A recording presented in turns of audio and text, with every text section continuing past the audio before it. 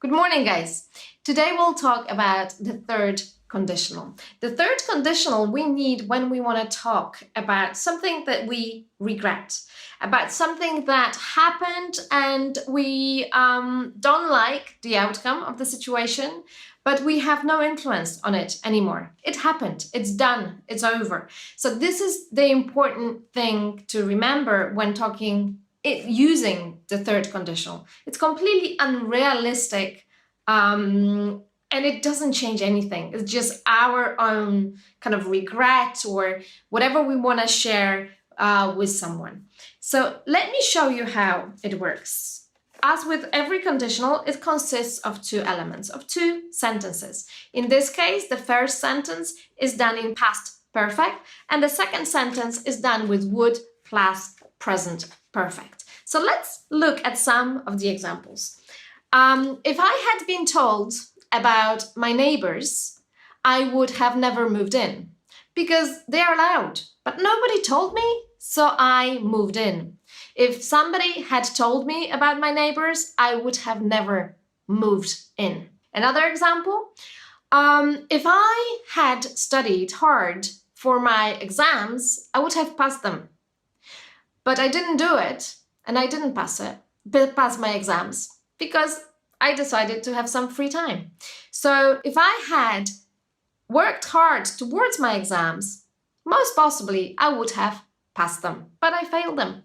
That's it. I need to retake them. And one more thing, if I had remembered to buy coffee yesterday, I would have had one this morning.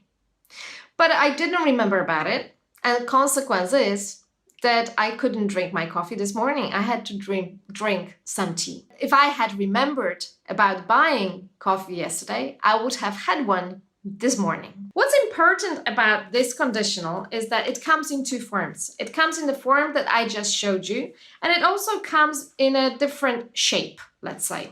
So it means exactly the same, but it looks different. We use had in front of it.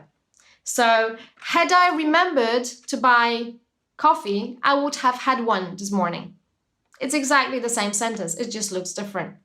Had I remembered to set my alarm clock last night, I would have got up on time. I didn't remember about it, I fell asleep, and this morning I woke up late. Had I remembered to set my alarm clock, I would have got up on time.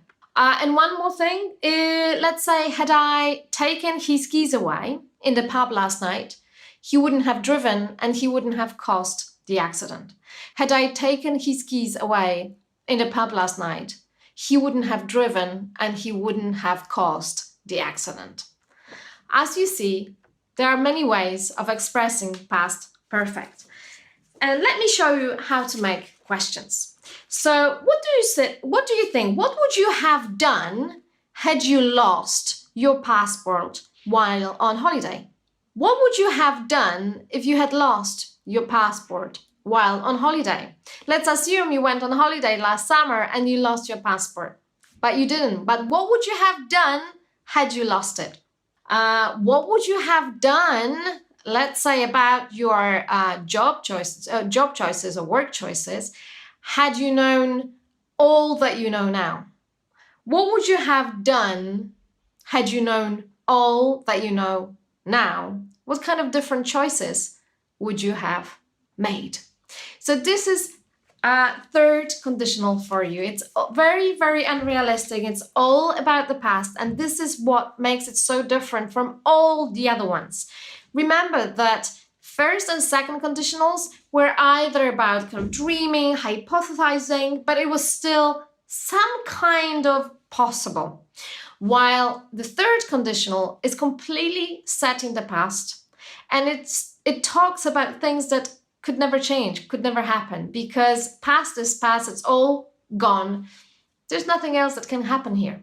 So it's all about, that's why I usually say it's all about kind of regretting things. For example, had I told him then, it would have been different. Or had I made a different choice that day, we would have been all in a different situation later on. So it's all about a little bit of regret and hoping that things were different than they are, but there's nothing that we can do about it. Good luck, guys. Take care. Bye. 3-day challenge to jest takie wyzwanie dla Ciebie, które pozwoli Ci zobaczyć, że języka angielskiego można nauczyć się w dosłownie 3 do 6 miesięcy, pod warunkiem, że podejdziesz do tego funkcjonalnie. Więc jeśli chcesz szybko nauczyć się języka angielskiego, jeśli chcesz mówić ze swobodą, bez stresu, jeśli chcesz wreszcie pamiętać wszystkie słówka, zacznij uczyć się metodą funkcjonalną. Zacznij zauważać funkcje i systemy i przestań się zajmować nauką słów lub nauką typowej gramatyki. Zapraszam Cię serdecznie. Enjoy the challenge.